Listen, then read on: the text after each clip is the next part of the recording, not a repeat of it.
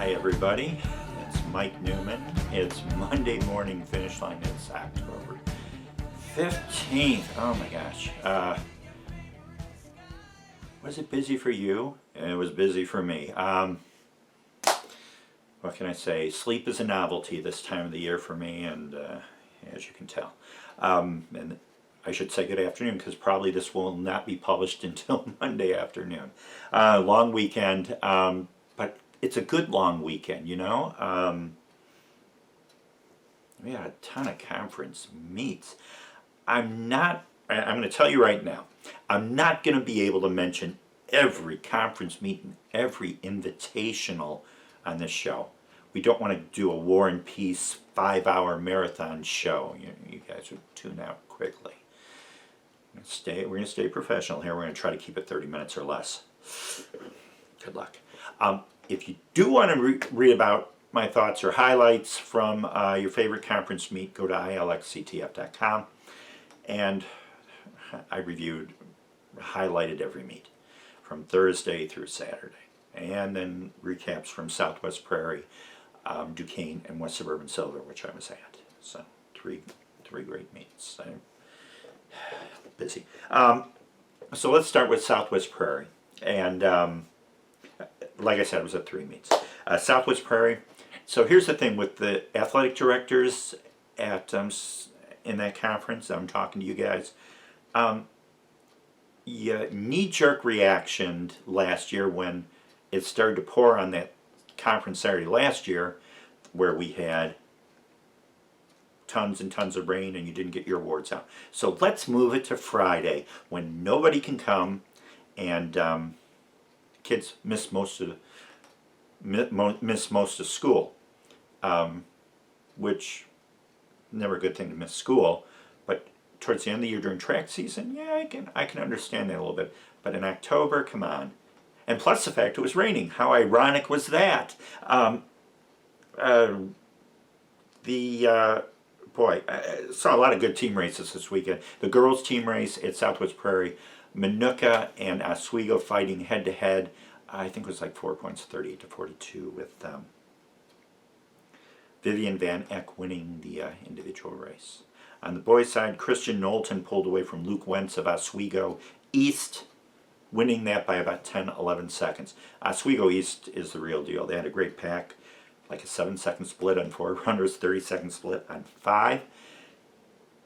And that regional meet at Oswego East this weekend is going to be ridiculous. There's going to be some good team that could probably qualify for state that's not going to make it out of that regional. You have Oswego East and Neuqua Valley for starters, and what can we say about that? So I got a chance to talk to a lot of great people at Southwest Prairie, including this coach at Hinsdale Central, who is the uncle of former teammates of mine, Rick and Doug Schroer. That was weird.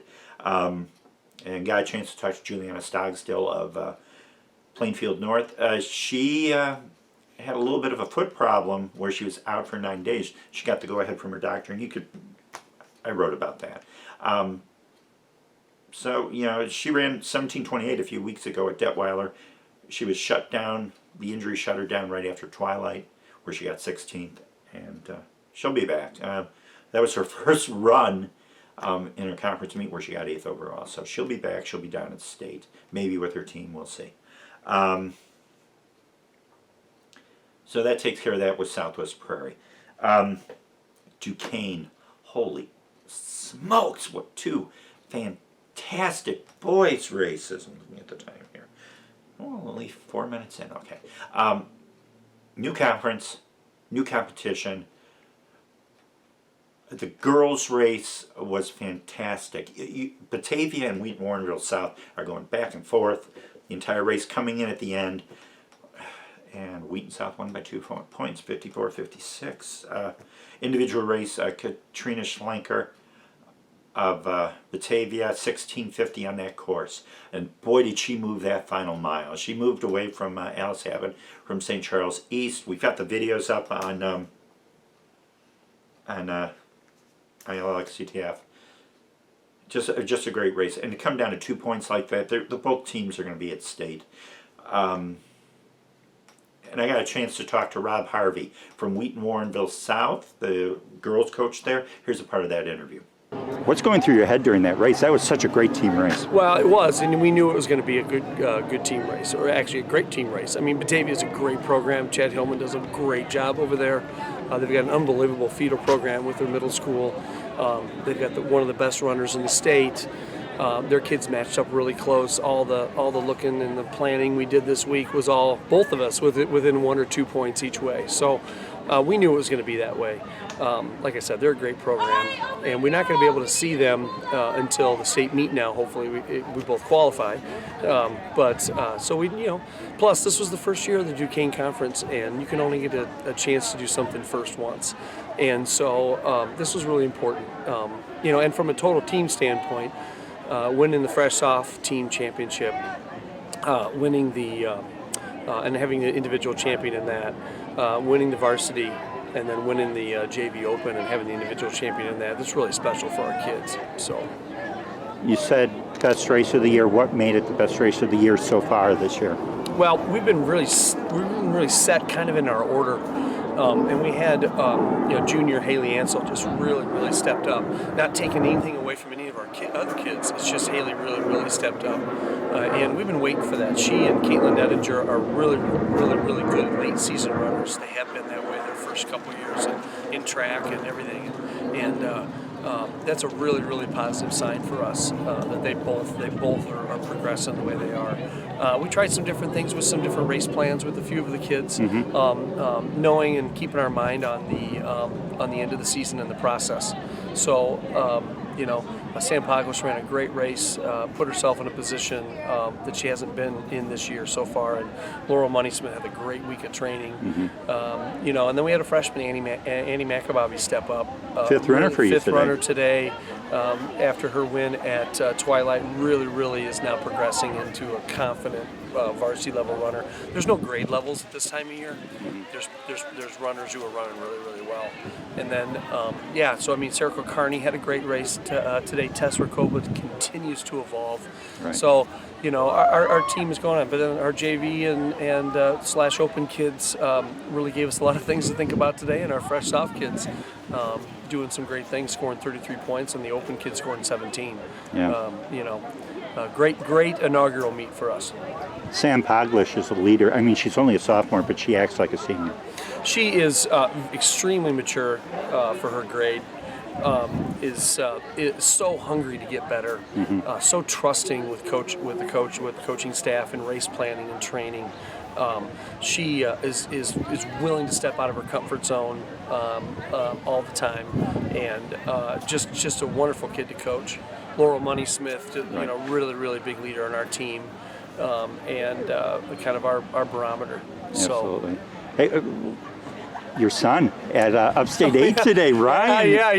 We had a great day. The Harveys cross country had a great day with us happening here at DuKane, and then my son. I'm hearing unofficially he got 6th at the Upstate 8 meet. So happy for him. He's really got the runner bug, and I'm so happy every time I see the results. I got to watch him last week at 2nd at Bennett, and I've seen him race a couple races this year. So maybe you get to see him run at Detweiler. God, that would just be that'd be a pretty banner day in the Harvey household if that happened. So like Coach Harvey said, that was his best run of the year so far, and they're going to go in as one of the favorites in the Niles West section. On the boys' side, man, watch this finish.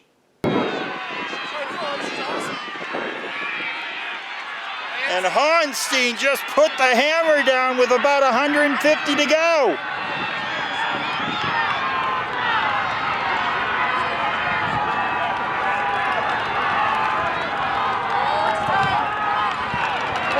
At 14:40, and about 200 to go, Hornstein said, "That's it, I'm gone." And he's going to win this. 14:54. Cradell at 56. Liking at 58. Oh, the two Wheaton-Warrenville, so the two Masons. So Billy Honstein said, I think he said off camera, I kind of run like the Tasmanian devil. I kind of ran like that too at the end of races. But Billy just found like a 8th or 9th gear that he shifted into at the end of the races. You saw that there. But running 14:54, winning by 2 seconds over Ryan Cradell, another 2 seconds over Bobby Liking of St. Charles East. So, yeah, here's the thing. At 2 miles, you couldn't tell which team was winning. It was that close. I mean, it spread out a little bit between the first and second mile, but still, it was too close to call. Wheaton-Warrenville South made the moves in the final mile, and then the final quarter in the track. There was one pass at the end where Scott and Sean Mason passed Aiden King around him right at the finish. They all ran 15:05. Wheaton-Warrenville South 28:46 over St. Charles East. It was a lot closer. Wheaton-Warrenville South had 6 runners in before St. Charles East 4th, and that happened right at the end of the race. And that's why I said it was closer than normal. And Wheaton-Warrenville South didn't have their 5th runner, David Zeller. Just a great finish. It was one of those things where West Suburban Silver, I found out a week before the meets from Charlie Kern. He's like, we moved to the afternoon. And I was like, I'm going to DuKane. I'm glad I made it there, guy. And here again, talked to a lot of nice people. Boy, you guys are too nice to me. Any case, then to silver. Best conference in the nation, cross-country wise. Other people will say differently, but this is the toughest. In the girls' race, I'm just looking. Here's my notes. That's all I wrote down. Boy, not a lot. So I'm going off the top of my head. Girls' race, DuKane, West Suburban Silver. You have Caitlin Hart. She was working on form. Coach Kelly Haas, the assistant coach, was reminding her on form. She looked great throughout. To run 17:14 at Proviso West. And I'm telling you, Proviso West has never mowed that course in their lives. Kind of expected from that school. But it was soggy in some parts. There were kids that were losing their shoes around the corner by the half-mile mark. So that course, even when I ran it, it tended to run slower than normal. I mean, I ran like 15:10 or something for it was a 3-mile course back then. I think at sectionals my senior year, and then the following week I ran 14:46, 14:47 at sectionals. So to run 17:14 for 3.05 miles for Hart is pretty good. On the team side, Lyons Township, here again, Lyons Township moves up during the race. And they not a convincing win. Oak Park River Forest, no, we've talked about their pack before. And man, they looked good. They had 4 runners within about 10-12 seconds of each other between 8th and 12th. Their 5th runner is Violet Harper on that day, on Saturday. She finished 34th place, and that hurt them. Lyons wins it over Oak Park, and Oak Park's 1 point ahead of Glenbard West. But Harper has been their lead runner most of the year, so I don't know what was wrong. If she was sick, she was injured, hope she's okay. But if Oak Park has 5 healthy with that pack, they're going to surprise teams down at Detweiler in November. I'm just saying that right now. Glenbard West, they had won 7 conference championships in a row, and LT got them this time. Glenbard has the great 1-2 punch with KK Hart and Katie Hoey. But they were missing one of their top 7 runners. Chloe Connolly didn't finish the race, and they're missing another freshman. I can't remember names. Allman, I think it is. Last name's Allman. Where she's injured. and they're hoping she's back in time for state. Otherwise, it's going to be tough for Glenbard West. All they can do is run. All they can do is run the races. When you have two powerhouses up front like that, that's a nice way to start. And they have a great team even without the freshmen. So we'll see what happens. Should I talk about the boys team, the boys race? Yeah, I'm going to talk about the boys race. So York wins it, and I could see this coming. I thought, you know, going into my head, I'm like, I would really love to see my old team win, my old school win. And a lot of reasons, you know, Mr. Newton and my dad and all, you know, all the York alumni and everything else. But I'm like, there's 4 juniors, 3 seniors in the top 7, and are they going to be able to do it? And I get to see their practices when I get a chance. And there's momentum on that team, and you could see it in that race. Well, watch the end of the race with Ethan Kern. Kern just picked it up a notch, and he's going to win this. Ethan Kern, the junior from York, at 15:29, 15:30. Moody at 35.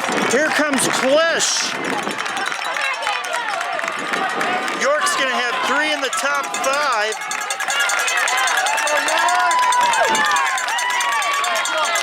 Moravik 4th. Here comes Hill.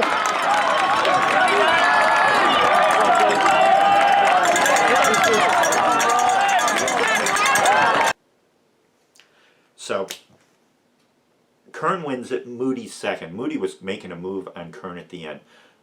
Rory Cavan of Glenbard West was under the weather. A flu bug hit him on Thursday, Friday.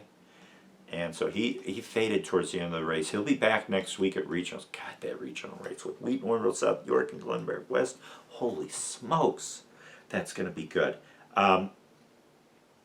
So halfway through the race, Glenbard West, Lyons Township, York. That's I'm videotaping, counting in my head as they're going through, and those two, Glenbard West and Lyons Township, had the advantage. And York moved in the second half of the race. That back pack has to move up a little bit earlier, and they know it. And Coach Kern was yelling at him. I've never heard him yell like that before, but boy, was he yelling at him. So York, I mean, they have power up front. They have Kern, and they have Klisch, and they have another sophomore, Hill, that's coming on like gangbusters. Glenbard West ran good. York ran good too. Their 4 and 5 runners moved up. They had 6 in the top 18. Lyons Township, Drew Dilcher, lost his shoe. Early goings of the race, ran with one shoe on. It's a soft course to run on, but running barefoot or with one sock on during the race is kind of tough. But Glenbard West with O'Brien moving up, Cavan faded towards the end, Moody up front. They ran a pretty good race. 57-second split on 5. That's their best split of the year. York had a 55-second split on their 5 off of Kern. You know, and 57 off of Moody is pretty good too. Lyons Township only a 16-second split, but Dilcher, Bonfiglio, who was up there with Ehlert, Jack Elfert. Jack waved at me before the race. He's a good kid, junior. So LT only had a 16-second split, but they got to get some runners up front, and that's what hurt them in that race. I think I said in the preview, if York gets 3 runners ahead of Lyons Township, they have a good chance to win. They did that. And then Glenbard West with Cavan fading back. I mean, it was 40 to 52 to 62, I think it was. Good. They weren't celebrating afterwards, the Dukes. And here's an interview with Ethan Kern. That's a great time on this course. Thank you. Strategy coming in. I know your workouts have shown you a lot of things the last few weeks. What did you want to prove today? The race plan at first was go out with Cavan, like just whatever whatever pace he set, just stick with him for as long as I could and see if I could outkick him at the end. He's put up some great times this season, great performances, so I thought if I could be anywhere close to him, it'd be a great day. Halfway through, when did you decide to go? Because Cavan started to drop back a little bit. You were near the lead or with the lead at that point with Moody and him. What's going through your head the second mile in the race? Yeah, so it was just past a mile and a half. There's a turn coming up. It was a little bit muddy before, so we were all trudging through that. Then once it got dry, I realized that a lot of people, like once they get out of the mud, are gonna take like a couple slow steps just because like the mud, like a lot of times is like hard to go through. So I thought if I could put 3-4 quick steps on them and like keep it through the turn and put on another surge, that it might like get to someone's mind and they would drop a little, and it ended up working. You really opened it up. How are you feeling that final mile? You look great. Yeah, it's always someone in the fan section saying that, oh, he's right behind you. So just having that, like hearing he's right behind you, like keeps on your mind that like you still haven't won the race to cross the line. So got to keep focused, keep pushing until you cross that line. That last 400, were you taking peeks behind? Moody was gaining on you a little bit. Yeah, a lot of people were saying it was coming on me. I knew I still had a couple gears left. I just wanted to cruise it in, and I knew taking a couple looks back would help. A lot of times people always say don't look back, or like it shows weakness, but I knew like I just had to get a sense of where he was and how fast he was coming. So team performance, conference champions. Yeah. How does that feel? Is that what is better? I know the individual title is great and all of that. Did you imagine that today? How does that compare to a team championship? Yeah, just to be able to compete at the front for that individual championship was great. And then that York tradition, it's not about the individual win, it's always about the team win. So just having that ingrained in my mind, that's the big focus. Like all of us, like we're not gonna do anything with just me, Daniel, Colin. We gotta have that 4 or 5 strong and have the 6, 7 close behind to be able to do anything. Like just if I win, like that's not good enough. Like it's just focusing on working as a team together and putting in the hard work day in, day out to be able to have a performance like this as a team. First step. I mean, you're continuing. Every race continues to get a little bit better for your team right now. Yeah, we're all excited. So it's going to be interesting the next few weeks to watch the regionals and the sectionals and the state and all of that. I talked to a bunch of coaches in the morning at DuKane, in the afternoon at West Suburban Silver, and it was the same thing. There's 7, 8, 9 teams that could win a trophy in 3A. It's that close. Wheaton-Warrenville South has the advantage right now. They have a nice little pack there. They had a 26-second split. St. Charles East had a 27-second split. So it's going to be fun. So, a few meets that I wanted to go over. What time is it? 14 minutes in and more. So we talked about that. Mid-Suburban League. Hersey wins 46 points, and their split was up there. They had 5 runners in the top 21. In the last race at Palatine, you had Ryan Book and Max Sventny close to each other. Sventny faded back in this race, and that's something you got to keep an eye on with that team. They need those two guys closer together and closer to the front. Josh Methner is one of the individual favorites. Methner ran a great race, 14:44, 14:45 for 3 miles. Whew. Individual race is going to be fun to watch at death, isn't it? So Methner winning easily. So Hersey, Barrington, Rolling Meadows. Wow, what a year they're having. So great job by them. Girls side, Prospect. You kind of think when I saw them run at Peoria 2 weeks ago, they looked really good. And then you're thinking, well, there wasn't a ton of competition. We'll see what happens. So they go into the Mid-Suburban League, which is not, no offense, 1A teams. It's not a 1A meet. You have Barrington and you have Palatine. You have some good teams up there. And you know what? Prospects put 7 in the first 15 to win. And I think their split was 22, 23 seconds, something ridiculous like that. So we've been looking at all these teams this year. We've been looking at Naperville North and Yorkville, and we're going to get to those two teams, and Downers Grove South, and Batavia, and Wheaton-Warrenville South, and Lyons Township. Keep an eye on Prospect. It's going to be interesting. Keep an eye on Barrington, too. 3 in the top 4. They need to get their 4th and 5th runners closer up to Fitzpatrick and the gang, and Barrington could make a statement. Palatine, same thing with them. Minooka, Oswego. Jeez! Man, it's a down year in boys cross-country running across the nation, just quality team-wise. And on the girls' side it picks up, where it's unbelievable. And you have only 4 teams from Illinois make the top 35. And but 3A girls is so deep. DVC, well, Newa Valley wins their 13th title in a row. Shilgaus wins in 1501. Naperville North girls sweep the top 7. Alex Moore's winning. Team-wise, no surprise for Naperville North. There's only 5 teams in there now, so it's not that competition that we've seen in that meet in the past. Still a quality meet. Newa Valley wins on the boys' side, 13th title in a row, 26 points, 36-second split on 5. So that was interesting there. North Suburban Conference, tip of the hat to Mundelein winning their first conference title.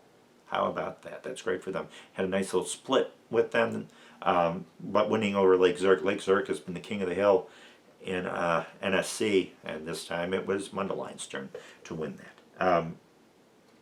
Central State 8, talked to Mike Garber of Chatham-Glenwood. They didn't have one of their runners in there, Graham Turk.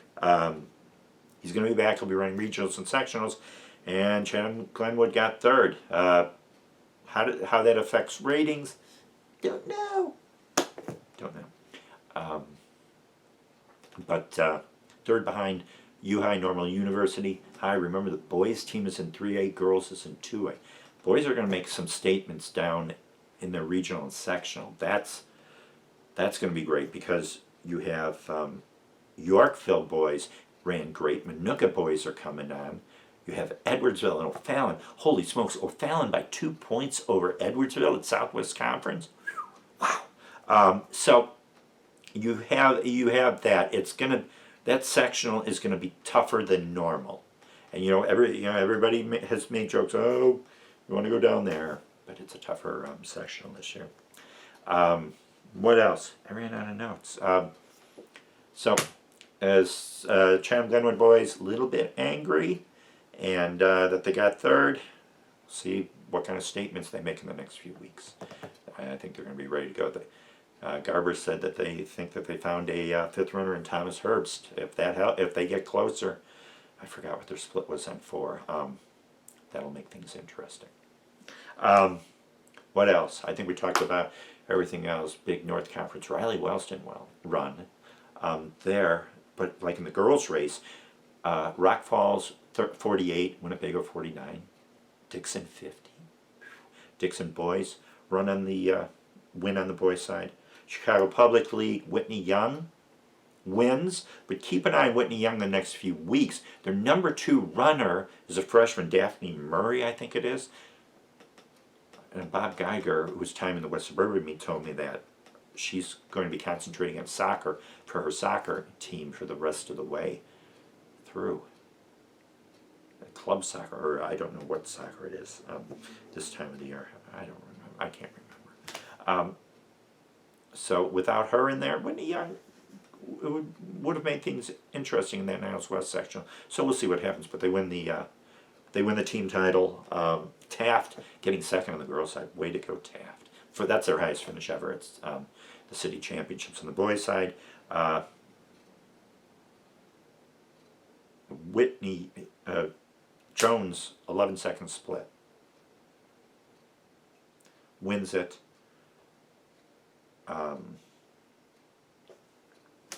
Be interesting to watch Jones run, to watch those top 2 runners from Whitney Young run. That's going to be great. And I have a mind blank. Jeez. Oh, gosh. Can I go check the result? No. So, So quickly, off the top of my head. 3A, I already talked about 3A boys. 3A girls, I already talked about. 2A boys, I think it's still down right now to Chatham, Bloomington, Caneland, Bennett Academy. Those 4 teams for starters there. We'll see what happens in the next 2 weeks if somebody pops up in there. On the girls' side, Belvedere North got beat by Rockton-Hononegah. Rockton-Hononegah's a pretty good team, 28-32. It's going to that sectional at the sectional at Woodstock North on the girls' side is ridiculous. You're going to have one team that is capable to finish in the top 10 in the 2A girls state meet is not going to make it because it's so ridiculously deep. I mean, Prairie Ridge beats Crystal Lake South, and Crystal Lake South ran great 2 weeks ago at Peoria. It wasn't that Crystal Lake South ran a bad race and getting second behind Belvedere North. Prairie Ridge just ran good. And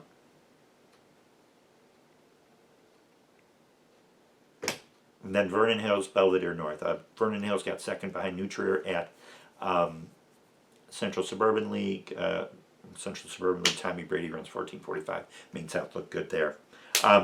So 2A girls up for grabs. Really up for grabs right now. On the, we mentioned that. And 1A boys, Clifton Central, I saw them at Amboy. They look good. And they beat Monticello. Now, at the Patriot Invitational on Saturday, no snow there, cold, perfect conditions. Elmwood beats Monticello by 2 points. And the main reason for that is Robinson, I don't know accidentally or what happened, they ran 8 runners in that varsity race. Timer saw it, disqualified the team from team scoring. It changes around where Monticello wins by 1 point over Elmwood if you score Robinson in there. 146 points. For Robinson would have been 104, 105. So here comes Elmwood. Elmwood, Brimfield coming on strong like they usually do at the end of the year. They got close to Monticello. And Monticello has Dixon, Garrett Dixon, what a great kid. He's up front, and then everybody else. On the girls' side, at Tolono, Jordan Harmon runs 18:10 at that Patriot meet. Good for her. And she's ready to go, and they have a nice pack. I think it's 60-second split on 5 when you have runners like Caroline Batchard up there and Jordan Harmon and all that. St. Joe Ogden ran good. Pleasant Plains, keep an eye on them too. But you have St. Joe Ogden. You have Eureka, who won easily in there on their home course. You have Tolono. You have Rock Falls. You have Pleasant Plains. You have IC Catholic Prep. And keep an eye on them. They have 3 runners up there, and their split is about a minute. So you have 3 runners that can finish in the top 15, and they have a split of about a minute right now. They're going to surprise some teams. I'm just telling you that. So, where are we at here? Boy, I did 24 minutes, but with all the films and all that, what can I say? So we did that. I spewed my guts out. We're not going to talk about regionals. I'm going to preview some of the regional meets on Friday, not on video. Go use your eyes, read. And then we'll come back here next Monday, and we're going to talk so much more about regionals, and we'll look at sectionals. And it's getting closer and closer to Detweiler time, the big Det time, the leaves changing on the trees, the colorful scenic view of the hills there. There was one state meet where Sebastian Coe's father, Peter Coe, went with the team downstate. I know, Newman, you're being a name dropper, but I enjoyed that weekend picking Peter Coe's brain. You always have to be a sponge. You know, you may think that you know a lot, but it's always good to be a sponge and always pick up more things. We're standing on the course. Mr. Newton's there, a few of the assistants, a few of the entourage, and Coe and Newton. He's like, Joe, look at these trees there. You have to enjoy these moments like this. That's more Irish. I can't do a good impersonation of Mr. Coe. But that's one of those things. I like going down there. I like getting down there early. It's my day off. I don't really have any days off during the year. I mean, I think I slept 6-7 hours over this weekend. But enjoy these moments. This is cool. You don't get a chance to, you seniors, it's your last time you're going to run in high school. And then you're going to run track, but hopefully. But enjoy these moments. Enjoy the scenery. Enjoy the atmosphere. Enjoy the trees. Enjoy the fans yelling at you each of these next few weeks. I think we're going to have good weather this weekend too. Crossing our fingers for the next 2 weeks, and then I don't know. But it's going to be good. It's going to be fun. Let's stay positive, people. I'm seeing some negative things out there. Let's stay positive. Can't control the negative. Can't control the people creating the negative. But you can control your attitude, and that's a good thing. That's a great thing. So, wow. Guys, it'll get close. I'm so excited. The rankings will come out Tuesday. I don't know when, because there's a lot of stuff to digest here. But we'll have the final sectional rankings for each of the sectionals. That's probably going to be Wednesday. And then we'll have the final coaches poll, and then we roll from there. So I wanted to end this a different way this weekend, because there's we don't get a chance to talk about some of the junior varsity runners. In there, we were talking about the big guns and the top teams and everything else. So, shot a little bit of video at the end of the Southwest Prairie meet in the boys race, and check it out here. But we'll see you next week. It's Mike Newman from Monday Morning Finish Line. Have a great week. Have a great regional. We'll see you next week. Bye. Come on, Giants! Come on, Adrian!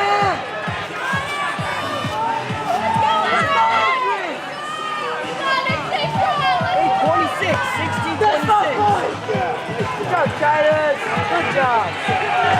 Let's go! Come on, Nick! Go! Come on, Kennedy! Yes, Nick! Yes! Let's go, Carson! There you go! Let's go,